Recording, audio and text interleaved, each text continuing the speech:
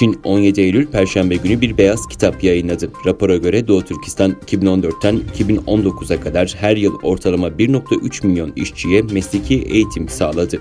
Pekin'in en az 3 milyon Uygur ve diğer etnik Müslüman azınlığı toplama kamplarında gözaltına aldığına inanılan bölgedeki politikaları nedeniyle batılı ülkelerden ve insan hakları gruplarından artan eleştirilerle karşı karşıya olduğu ortaya çıkıyor. Çin tutukluları kamplarda siyasi telkinlere ve zorla çalıştırmaya maruz bırakmakla suçlandı. Ancak iddiaları yalanladı ve insanların dil ve iş becerilerini öğrendikleri mesleki eğitim merkezleri oldukları konusunda ısrar etti. İki gözlemci Çin kabinesinin Devlet Konseyi'nin beyaz kağıdının yetkililerin kampların ölçeğini dolaylı olarak ilk kez doğruladıkları olabileceğini söyledi.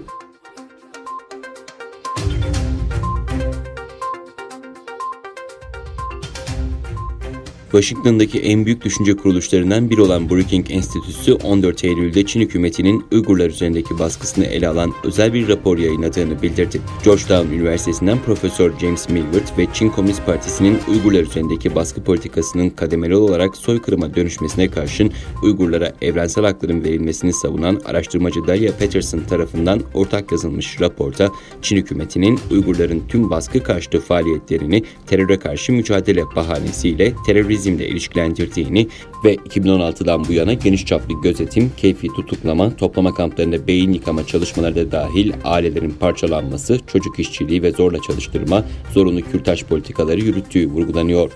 Rapora göre yüz binlerce Çinli şirket ve bunları takip eden küresel şirketlerin bu kitlesel kölelik sistemiyle doğrudan veya Çin Komünist Partisi'nden yardım alarak son derece zengin hale geldiği, ABD hükümetinin birçok Çinli şirketi ve kurumu Uygur iş gücünün zorla çalıştırılmasını engellemek için defalarca çeşitli yaptırım uygulandığı belirtilirken bazı batılı şirketlerin hala Çin hükümeti tarafından yapılan baskılara doğrudan veya dolaylı olarak katkıda bulunan bir dizi teknolojiyi Çin'e ulaştırmayı sürdürdüğü ve bu konuda toplumsal baskıyı arttırmanın artık acil ve önemli bir görev haline geldiği vurgulanıyor.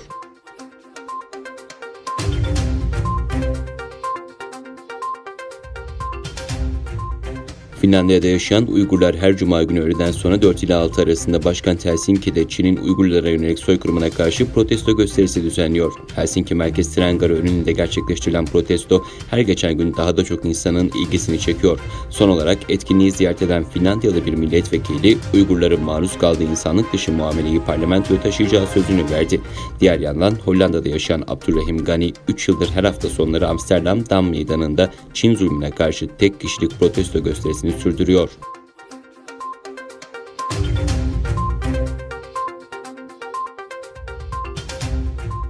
Tanınmış Hollywood film yapımcısı Jod Apatow kişisel Twitter hesabından toplama kamplarında esir tutulan Uygur Türkleri hakkında paylaşımda bulundu. Milyonlarca Uygur Çin'in toplama kamplarında esir tutuluyor paylaşımını yapan Jod Apatow, Disney ve Apple'ın kamplardaki masum insanlar hakkında konuşma zamanı geldi ifadesini kullandı.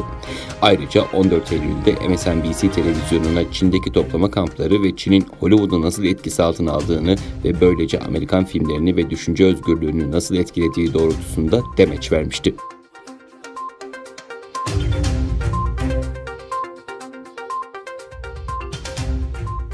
Çin'in ABD'nin ekonomik büyüme, enerji ve çevre işlerinden sorumlu Dışişleri Bakanlığı Müsteşarı Kate Krach'ın Tayvan'ı ziyareti sırasında Tayvan Boğazı yakınında askeri tatbikat başlattığı bildirildi.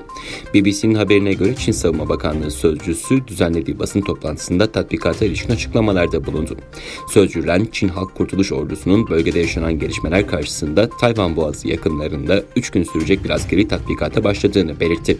Tatbikatın gerekli olduğunu ifade eden sözcü Ren, ordunun Çin'in egemenlik haklarını ve toprak bütünlüğünü korumak adına bu yönde bir adım attığını kaydetti. Sözcü Ren ziyarette herhangi bir atıfta bulunmazken ABD ve Tayvan'ı aralarında yürüttükleri gizli anlaşmayı hızlandırmak ve sık sık rahatsızlıklara yol açmakla suçladı.